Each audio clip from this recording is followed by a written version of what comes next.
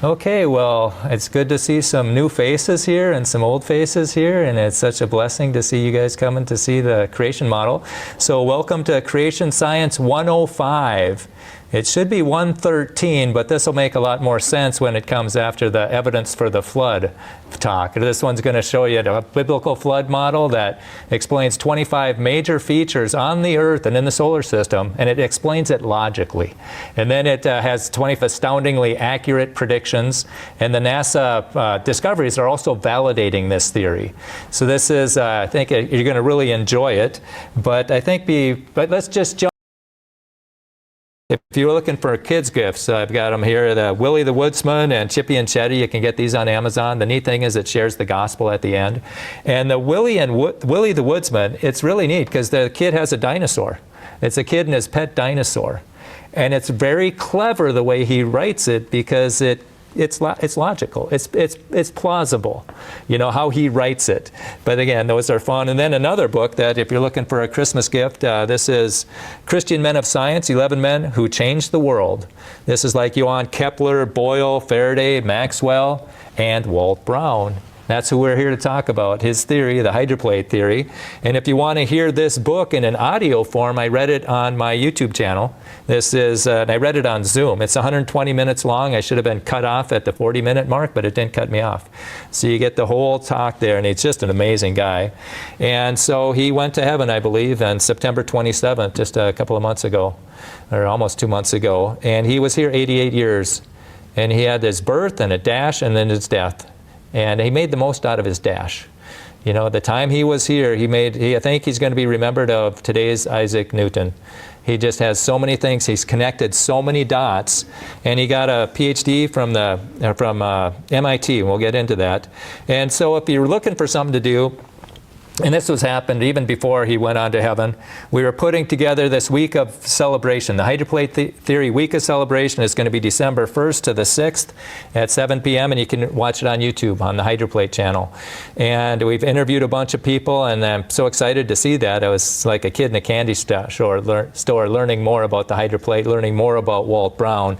So that'll be December 1 to 6, and that'll be 7 p.m. Central Time. And I talk to creationists, and they say, well, it doesn't matter how the flood got here. Nobody cares. Oh, they do care. Absolutely, they do care. I got this email. You might have seen it before. There are few things in life that have ever excited me as the topic of hydroplate theory. And it is amazing. It's like having the answers to the exam. Whenever they find something new, discover something new, that the hydroplate seems to validate it. And this one, I got an email. She's been praying for her friend who works at a place. She said, I've been praying that God would send intelligent Christian clients who would talk to him. Brian, you were an answer to prayer. Your conversation with him has opened his mind, and I believe he's been watching your videos a bit because he shared one with me. And with tears in my eyes, thank you from the bottom of my heart. It's like, wow, that was pretty touching. And so I emailed her and I thanked her for the kind words. And I said, and by the way, what video did he send you? You know, I got a couple hundred videos from dinosaurs to, you know, the Garden of Eden to, you know, the creation methods and all this stuff. And she said, it was this one. The hydroplate overview is about 20 minutes long. I gave it at the Rotary Club, and it's probably one of the worst sounding videos I have. You know, the audio is not very good, but yet that was the one that he sent because it answers so many questions. These are screenshots from secular journals and articles. And researchers want to know why, unexpected, fossil oddity, long-standing puzzle. I totally didn't believe it. It shouldn't exist. Scientists puzzled, double-ended mystery, surprising features. Well, why are they so surprised? It's because their perspective of the past is wrong. They got a blind chance perspective of the past. That's like thinking this building got put together by blind chance. That'd be absurd. How much more absurd to think our bodies got put together that way. And yet if that's all they're ever taught, they just memorize. They just memorize and conform. They don't think. And that's why we're here tonight. Otherwise, you know, you got more unanswered questions, hard to believe, world of surprises, major mystery, wrong direction, puzzled scientists, puzzled students. And the hydroplate answers all those. Every single one of them. But we don't have time to go through each and every one of them because it would take an hour and a half. But that's what I had when I spoke down. Somebody flew me down to Houston. a couple of summers ago, and he wanted me to give a hydroplate talk at their hydroplate association, or at their Houston Creation Association. And so I gave it. And by the way, doing God's work, there's tremendous blessings. You know, Pete flew me down there. You know, it was great. He paid for my ticket. I stayed at his place for a week. He lined up a bunch of talks at a Sunday school and youth group and a chapel at a Bible college, and I gave this talk. And he made steak, an 1.25 inch steak, and he had a pack of it. And it was, oh man! And he smoked them and used hickory. And he's, you know, hospitality is his gift. He just treats you like a king. And that steak was so good because we don't even buy hamburger, you know. And so we have steak. So doing God's work has tremendous blessings. It's really neat how he takes care of his kids. But you can see this talk on my YouTube channel, and it's called The Hydroplate Flood Model: Answers and Accurate Predictions, if you want to see all those things answered. But let's get back to Walt Brown. This guy was a West Point grad, an Army Ranger, a paratrooper. He got his PhD from MIT in mechanical engineering. That's the best engineering school in the country. And that's where he wanted to go. And when he tested to get in, he was in the 99th percentile. And so he's sharp. And he ran the Benet Military Lab, where there's hundreds of people working there, dozens of PhDs, and he's the top dog. And he taught at the U.S. Air Force Academy, and he also was the Chief of Science and Technology Studies at the Air War College. So he's incredibly sharp. And he was driving through Kansas. I used to say South Dakota because that's how I heard it. But then when I read his biography, it's Kansas. He's going through Kansas, and he hears on the radio that they found Noah's Ark on a mountain. And he pulls over and gets the call letters and calls up the radio station eventually and gets the contact information for the people that were on that show. And he got to know the guy, and the guy would stay at Walt's place when he was in the area, and they'd stay up late trying to figure out this flood of Noah. And it's like, well, how in the world can you cover all the mountains with water? And then and he's like, where'd all the water come from? And his friend said, well, maybe outer space. And then Walt says, yeah, but then where did it go? And they just kept on puzzling about it. And he thought, well, and by the way, that's what the Bible says, all of the high hills under the whole heaven were covered, you know, like 15 cubits. And so this isn't a tidal wave going across the earth. This is the earth covered, all the high hills. And so, and that's, you know, that's kind of a shot at the catastrophic plate tectonics model, because that shows tidal waves going over, and that doesn't get all the high hills all at once. Okay, and so then he's thinking, well, if there was an ark on the mountain, that would mean the whole world was covered with water, and that would mean a whole bunch of plants and animals were covered with mud and turned into fossils. And he thought, wait a minute, if fossils are evidence for a flood, what's the evidence for evolution? And he starts to ask his PhD colleagues, and he doesn't get any evidence. And then as he's reading in the Bible, he reads in Psalm 136, to him that stretched out the earth above the waters. Above the water. The earth is above the water, so that means there's water under the earth. And then it says, he gathers the waters of the sea together as a heap. He lays up the depth in storehouses. So there's storehouses of water, and it looks like they're under the earth, the same day were all the fountains of the great deep broken up. And hast thou entered into the springs of the sea? And so there's water inside the earth. And so I had given this, this is the 9th edition, but I gave the 8th edition when a few years ago, to a professor at St. Cloud State. Because I said, hey, you don't have a theory for Grand Canyon. You want to see a theory that works? And she said, yeah. And she took the book. And she had it for about 6 months, and we talked about it for about an hour and a half, and she said, if the assumption is true, the science works. I just don't believe the assumption is true. She didn't believe that there was water under the oceans. And it's like, well, why not? There's water under the oceans today. You know, you got these black smokers, some as hot as 867 degrees Fahrenheit, and they were discovered in 1977. Job wrote about them thousands of years earlier, hast thou entered into the depths of the sea. So God's way ahead of science. And now with this theory, you know, what science, it's like we know what the effect is, that's known. We're trying to figure out how it got there, and the cause is unknown.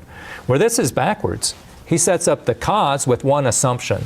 Just one assumption, and then lets the laws of physics go at it, and then you've got, and it fits the effects perfectly. So what's the one assumption? The one assumption is that half of the ocean was inside the Earth, roughly 60 miles deep. So just think of the Earth as a big apple. The crust is 60 miles thick, and that's being debated even among hydroplate proponents. And some people think it's too thick, and I agree. I think it's maybe 30 to 60. So we'll just go with Walt. He says 60. We'll say up to 60 miles thick. It could be less than that. That's the skin of the apple, and under that there's the water. And he says a mile thick. And I think this is probably more than a mile thick, depending on what all this stuff that the water had to do. And then there's the mantle. So that's the one assumption. And then you throw in the laws of physics, and what would that be? That would be the moon. The moon tugs on the Earth. The moon's gravity tugs and makes high tide and low tide twice a day. And so it's going to tug on the crust of the Earth. And back then, the crust wasn't broken into plates like it is today. It was just the crust. So it stretch and compress twice a day, and that was generating heat. Like if I had a wire up here and I bend it back and forth, that's going to generate heat. And that's what's happening with the crust. The water gets hotter and hotter and hotter. It wants to boil, but it can't because there's no room to expand. And so at 705 degrees and 3,200 pounds per square inch, it becomes supercritical water, where it's not really water and it's not really steam. And this exists. This is from Walt's book. It says down at the bottom of the Atlantic Ocean is the hottest water on Earth in a supercritical state, never seen before in nature. Supercritical, and this is from the New Scientist in 2009. And it also goes on to say that supercritical water is seen jetting up from the floor of the Gulf of Mexico. So there is supercritical water inside the Earth, and this, I think, is how it got there. So it's not really water, and it's not really steam, but whatever it is, it dissolves things like crazy. So it's dissolving the granite above and the mantle below, and it's mixing it together and making stuff like limestone and chalk and quartz and salts, and it just keeps regenerating that stuff. And when limestone is formed, it generates carbon dioxide. And Walt Brown he talks about this. For every carbon atom that precipitated in limestone, a carbon atom is released in carbon dioxide. And then that chart shows that the limestone, there's 60,000 times more limestone on the surface of the Earth than carbon dioxide in the atmosphere. And Walt Brown, you know, he asked Bob Dietz, and that's the other thing. You know, I gave the 8th edition to a professor just a couple of years ago. Do you want to see a theory that works for Grand Canyon? She said, yeah. And then a day or two later, she said, well, I saw that Walt Brown's not a geologist. You can come and get your book. Yeah, he's not a geologist. But he took geology classes at Arizona State, and the guy who taught him was Bob Dietz, who's like one of the big hitters in plate tectonics.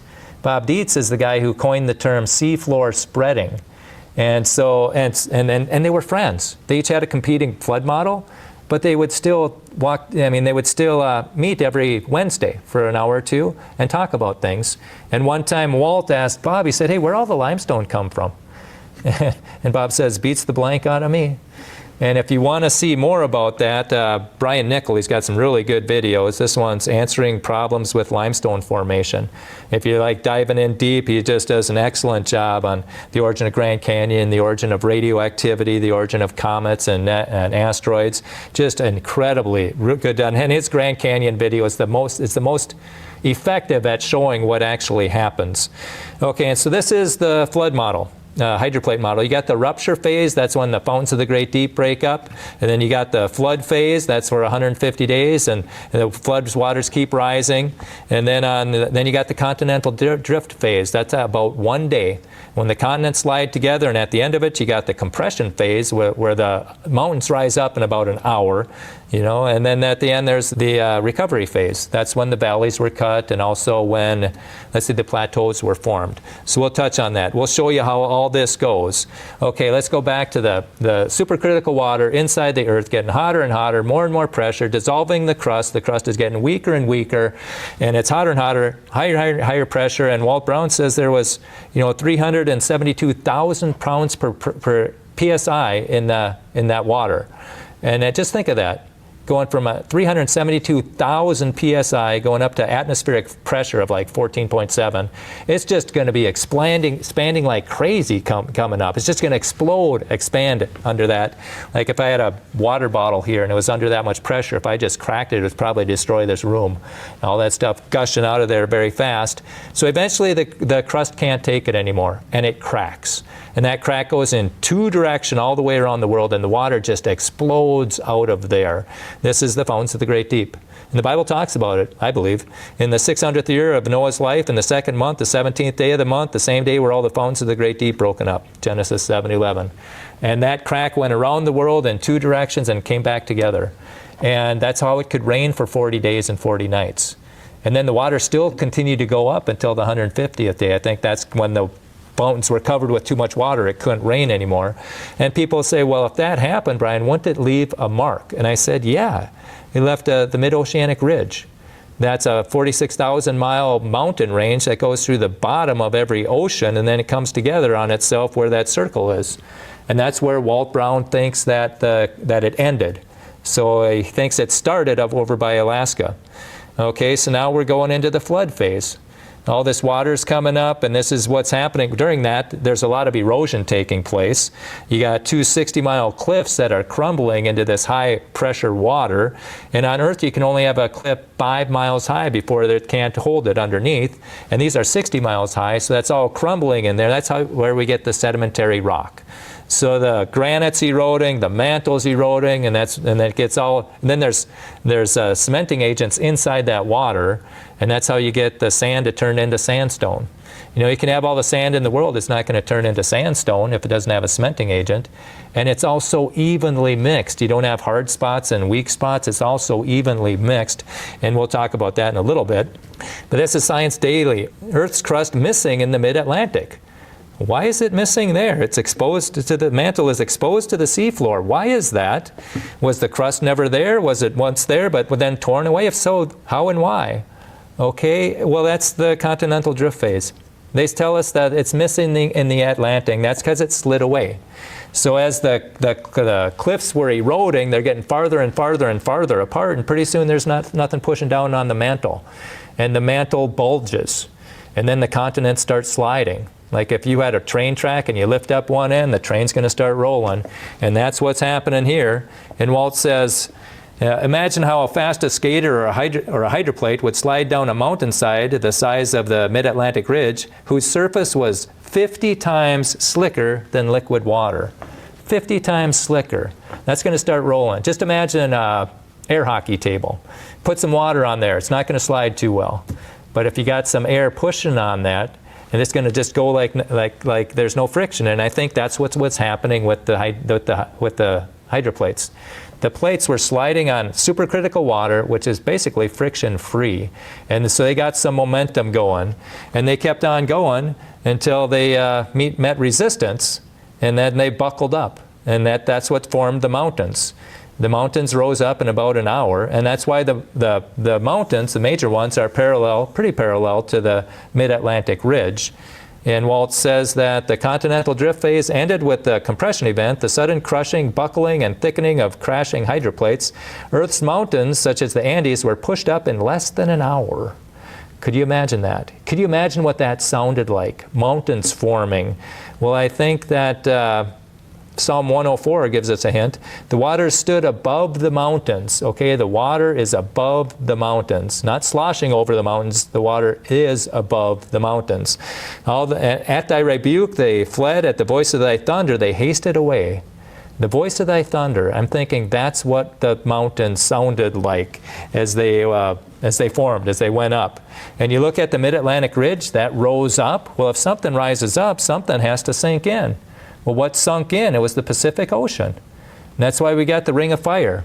There's a lot more volcanic activity, a lot more earthquakes there, and the Pacific Ocean is way different than the rest of the oceans. And that's why the trenches are there, most of them. The Mariana Trench is a mile deeper than Mount Everest is high.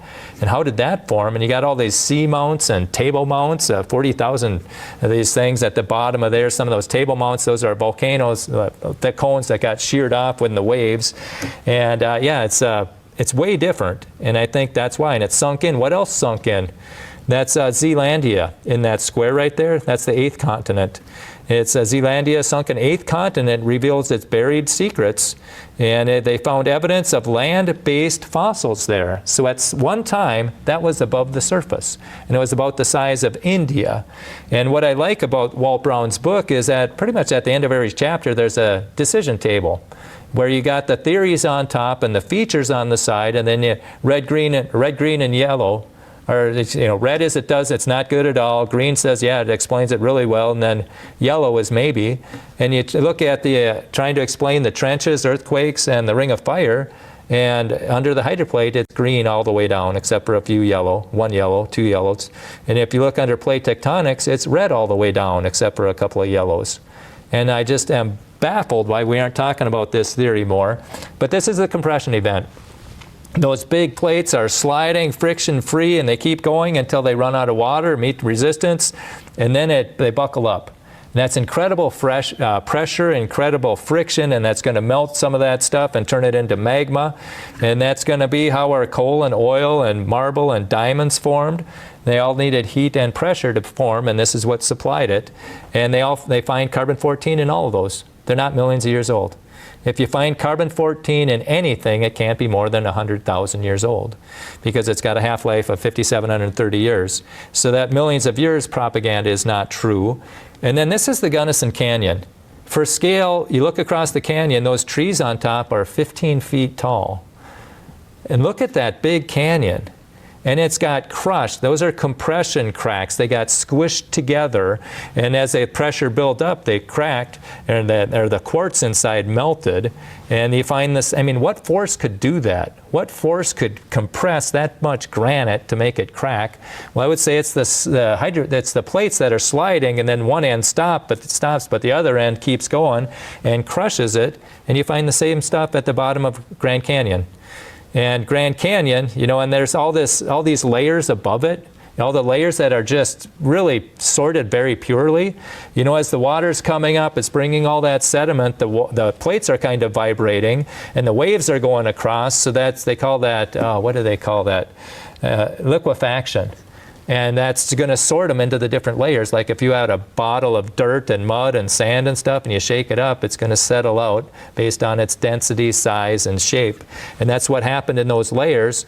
And then the plate starts sliding, so the sediment's sliding on top of it, and then the basement rock buckles because there's so much compression, and then it rises up. But the sediments still keep sliding. So they keep sliding flat while the stuff on the sides were angled. And that's how you get flat layers on top of slanted layers in the Grand Canyon. That's how that got formed. And it's really neat. There's a quartzite block that I think that's sand under pressure, turns it into quartzite. And it got lifted up into this sedimentary rock. How do you explain that over millions of years? And that's right there, and it got formed down there, and it got lifted up. And those are Walt Brown's grandsons there.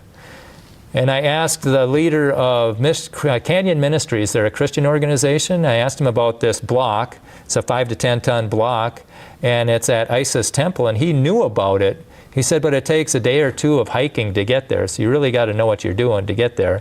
And that's, I didn't see this block when I was at Grand Canyon.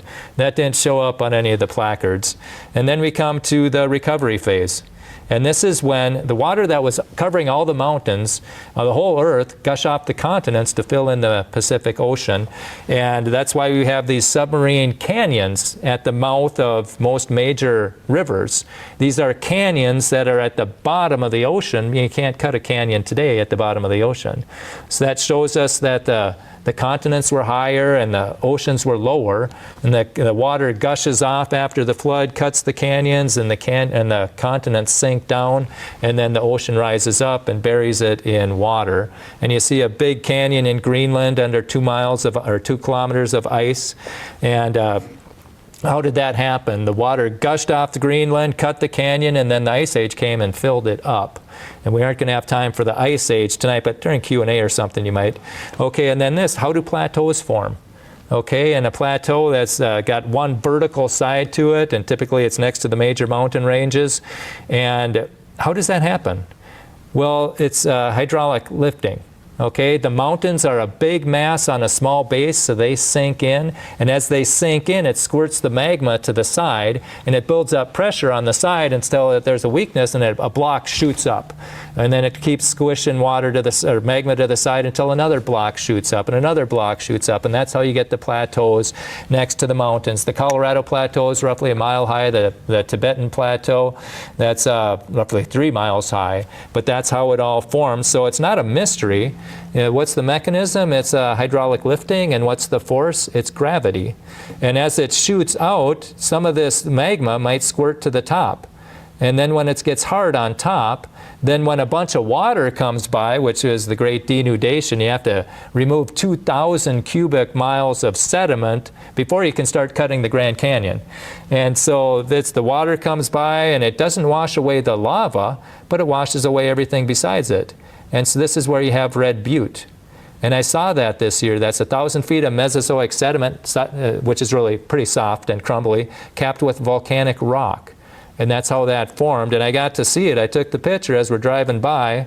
You know, you get flown into Phoenix. And if you ever want to see the Grand Canyon and have them do all the work for you and all the parking and all the driving, creationtoday.org has a great Grand Canyon trip, and also the Starting Point with Jay Siegert. I think that's what it is.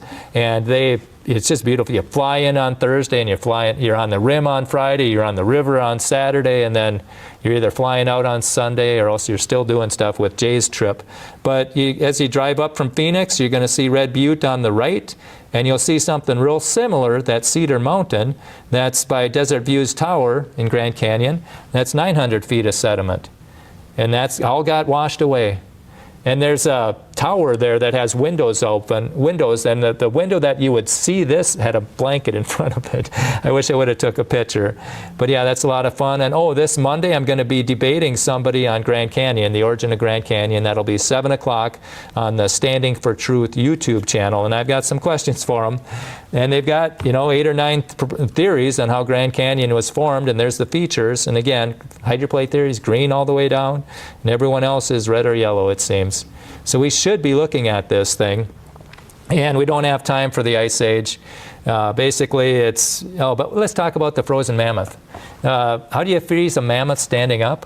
Well, some of this stuff was shooting up with such tremendous force that it escaped our atmosphere and got super cold in outer space, and then came sloshing down on them and buried them in muddy hail. And again, there's the theories, there's the features, and again, Walt Brown's is green all the way down except for a few yellow.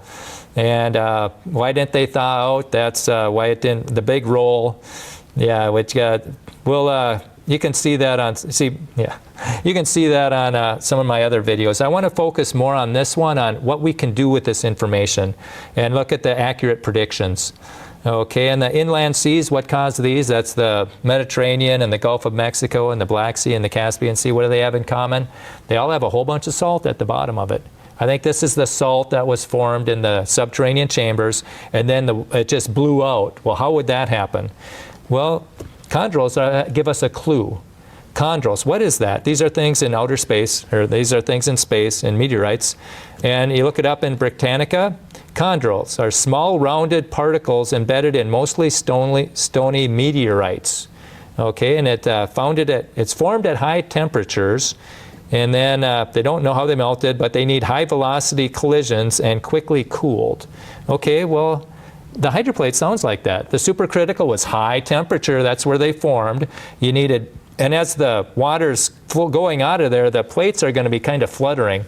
They'll slam down until the pressure builds up, and then they'll come up, and they'll slam down and come up. But when they slam down, that's the high velocity collision, boom, that they talked about. And then it gets over to the side, and then pressure builds up and shoots them into outer space, where guess what? They cooled quickly. This is exactly how they formed. You get formed at high temperatures, high velocity collisions, cooled quickly. This thing explains it perfectly. And that's how you get and then how do you get the inland forms to see? When those plates are buckling, that's causing, Walt Brown thinks that's the origin of radioactivity. You got lightning going on in there, and that's going to have a lot of free neutrons there, make some weak points in the crust, and then the crust is going to explode. Boom. And some of this stuff got shot up during the fountains of the Great Deep exploding.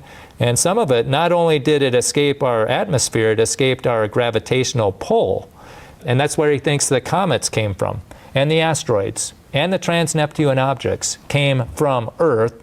And when you look at all the theories and how they formed, again, he's got the strongest. And that's why he's able to make accurate predictions about what was in the comets.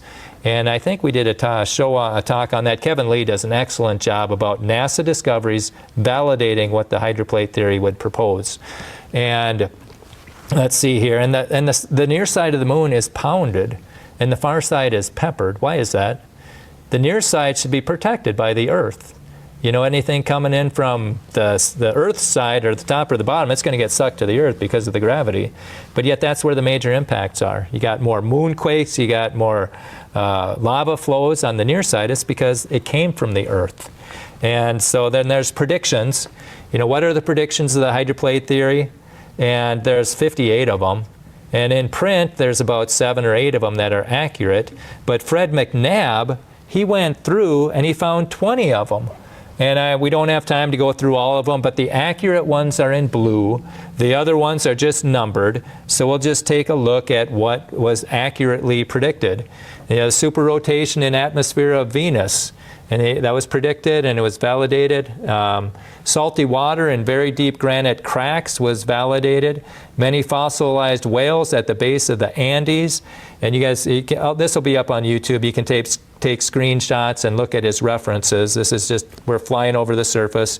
Deep channels under Bosporus and Gibraltar. That was validated. Granite layer deep under the Pacific floor. That's my guess is that would be Zealandia.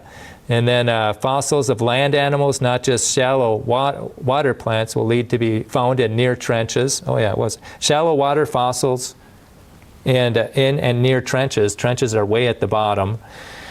Okay, and the inner core's spin is decelerating. Apparently that's happening. And a unique chemistry of Grand Lake and Hopi basins. Those are 2 big lakes that are northwest of the Grand Canyon, and those were the lakes that drained to form the Grand Canyon. And if you want to learn more about that, that'll be Monday night when I debate the guy who's, he's debating that there was a little bit of water over a lot of time to make Grand Canyon. And I'm saying, no, there's a lot of water over a little time to make Grand Canyon.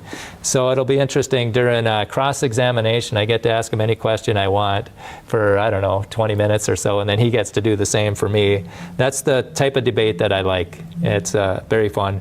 And then let's see, there's some more. I'll just leave this up for a little bit so you can screenshot those. Asteroids are flying rock piles. Pastor Kevin Lee, he pointed it out to NASA. He said, if you ever try to redirect an asteroid, it'll work if it's a solid rock. But if it's just a bunch of boulders, it's going to make it worse. And there's like 28 or 38 boulders that are flying around now because it wasn't solid like what they expected, but it was a bunch of boulders, which is what the hydroplate would predict. And rocks on asteroids and comets are rounded. You know, if something slams together in outer space, it's going to be jagged. How do you get a rounded boulder up there? Well, it's going through a fast flow of water, rounding off the sharp edges before it gets shot up there. And he predicted that. And they found it on Comet 67P, rounded boulders. They call them dinosaur eggs. And water inside of large asteroids, and Deimos has a very low density. And these are all accurately predicted. Planet X will not be found by January of 2021 in the next 5 years. So this was a long time, and we still haven't got it in print, but hopefully they're going to make this available for December. It's possible to get this book. It won't be hardcover. I don't know if they're going to have it ready or not, probably not, but it's possible if they give it the okay, we can get those. It might be a proofreading copy, but I think that would be a good thing. Lineaments coordinate with earthquakes. Lineaments, those are straight cracks in the Earth's surface of the crust. Little radioactivity on Moon and Mars was validated. New telescopes will not find reionization of the intergalactic material, and I don't have a clue what that is, but apparently that happened. And carbon-14 in old bones, he predicted that, and it happened. And then comets formed will deliver lots of liquid water to Mars. And that's been validated. So there's about 20 of them. And let's see, what time do we got? I don't think we're going to show you this. You can see this on my YouTube channel, where Astro Alexandra really validates the hydroplate theory by talking about serpentine or serpentinite or serpentine that's only formed when water hits the mantle. And they find it up in asteroid Bennu. And it perfectly fits this. We'll skip it. Let's see. And this is what I really want to, and this is the drum I'm really focusing on. Dr. Thomas Chamberlain, over 100 years ago, he warned researchers not to let one hypothesis dominate their thinking. Instead, they should always have or seek multiple working hypotheses. And he said that'll sharpen our analytical skills, develop thoroughness, reduce biases, and you learn to discriminate and think independently. So otherwise, people just simply memorize and conform. And that's what's happening in our government schools. They're getting a blind chance perspective of the past, the Big Bang and evolution. That's all they're taught, so they don't think, they just memorize. But that's happening in our creation museums also when it comes to the flood models. They're just showing the catastrophic plate tectonics model. And so my challenge is, hey, which one's going to have the hydroplate theory in there first? Well, that's already been one. Broken Bow, Nebraska, they got the boneyards, they got the hydroplate in there. But now which theory is going to have both of them? Which museum is going to have both of them in there first? There should be a race for that. You know, have the catastrophic model, have the plate tectonics model, and I'm suggesting a hydroplate, the high wire protocol. Hydroplate protocol, it's like before you present your theory, if you're a Christian, show us the biblical support you got for that theory. And then show us the accurate predictions that you've had with that theory. And then show us the pending predictions that are yet to be proven right or wrong. And the high wire hits the ball out of the park on all of those. And I've asked big hitters in the creation movements, you know, what's your biblical support that distinguishes you from the other ones? And they just say Genesis 6, 7, and 8. And that's just the flood ones. That doesn't distinguish it. What are your accurate predictions? And they don't make predictions. And then I asked somebody else, and he hasn't responded. So we're trying to get these guys to step up to the plate. And all these unexpected mysteries and things for the secular models can be answered with the hydroplate. And why is there still resistance? I'll let you guys screenshot that on the video. But this is the scientific revolution. That's what I'm pushing for. Widespread belief systems seldom change when frequently reinforced by influential institutions such as universities, media, religious institutions, and the scientific and intellectual elite. That's where we're at, folks. The people with the power have the power. They don't want it to change because they got the books, they got the funding. They don't want anything to muddy that up. But when vast numbers of people realize they've been misled, an intellectual revolution begins. There's an avalanche of truth coming. And you can be early to the party or late to the party, but the party is coming. And it says, observers of this revolution should note which side avoids a rational scientific debate. That's right. You know, which ones are stepping up to the microphone? For months, we were trying to have the roundtable discussion with the CPT guys and the HPT guys and talk about the strengths and the weaknesses of each theory. They won't come up to the plate. So we did a hydroplate conference instead, a hydroplate seminar. But that's still out there. If there's anybody watching online, you're a catastrophic plate tectonic supporter, let's have a discussion. Let's talk about the strengths and the weaknesses of each side. And Real Science Radio, this website went down today. Hopefully it's up by now. But you can see those sources later. What I really want, if you want to download the 9th edition, go into hpt.rsr.org if it's up, and you'll be able to download it. And this is the 9th edition that was online from 2019 to 2025, and have that, because you never know if the internet's taken down. But what I really want to focus on is what can we do with this information? We have to start bringing it into the spotlight so people can have to think about it. And here's a famous creationist and a famous podcast, and I'm there in the chat. They're talking about the Bible should be the basis for everything. And I chatted, Christians have to stop trying to squeeze secular models into the Bible, like theistic evolution and catastrophic plate tectonics. And bingo, the Bible is the foundation. What do you think of the hydroplate theory, which has biblical support, makes accurate predictions, and is validated by NASA discoveries? And then the person who is running the chat, she says, hey, Brian, we aren't talking about the hydroplate theory today. If you have questions related to cultural apologetics, I'm sure they'd answer it. And I said, well, he was talking about the Bible being the basis for every topic. The hydroplate has more biblical support than CPT. Shouldn't we have all the information that is supported by the Bible? And then somebody asks, hey Brian, is HPT a AI chat platform opposed to ChatGPT? And I said, no, HPT is a flood model that logically explains 25 major features on Earth and in the solar system. It's made over a dozen astoundingly accurate predictions and is validated by NASA Discoveries. See Brian Nichols' YouTube channel. So right there, I planted a seed into somebody who can check out this theory. And then I said, would Ken lovingly accept Christians who support the biblical hydroplate theory? Yeah, would he? That's a good question. And said, can it be discussed without being blackballed? Because I know a creationist who doesn't even want to be seen on camera asking questions about the hydroplate because he's concerned that it might make waves. And I know a videographer, he won't make hydroplate videos because he makes videos for another organization. And he's afraid to lose all that business. So there's some gatekeepers that don't want this out. And so, yeah, we should be able to discuss that. And then it's getting towards the end, and I said, I agree, CPT is based, and then to his credit, he does address the hydroplate. He does, and I asked him if I could clip that and put it up on my YouTube channel so people can get all the information. You know, it's behind their paywall, so I wanted permission, but they never responded. So if you want to see how he responded to the plate tectonics or hydroplate, you can go into creationtoday.org and be a subscriber, and then you'll be able to look behind this paywall. And yeah. And it's, I said, I agree that CPT is based on a model, not scripture. HPT starts with the Bible and makes accurate predictions and is validated by NASA Discoveries. Shouldn't this be more openly discussed? Could you have both models in your museum so we can get all the information and make our own conclusions? And I said the HPT will destroy the Big Bang when it gets into the mainstream. It has much more biblical support than CPT. Destroying the godless theory of the Big Bang is something we can do. Would you help the strengths and weaknesses of each theory be discussed so science can advance? Right now we're in the dark ages, folks, in the government schools for sure. All you can think is blind chance, random collisions of atoms, Big Bang, evolution. They won't let you think outside that box. And again, the answer is outside the box. We were created. And so we're looking who's going to lead us out of the dark ages. And when it comes to flood models, we're in the dark ages too in the creation organizations. They only allow you to think about the catastrophic plate tectonic one. And so we need to start asking questions and more people asking questions.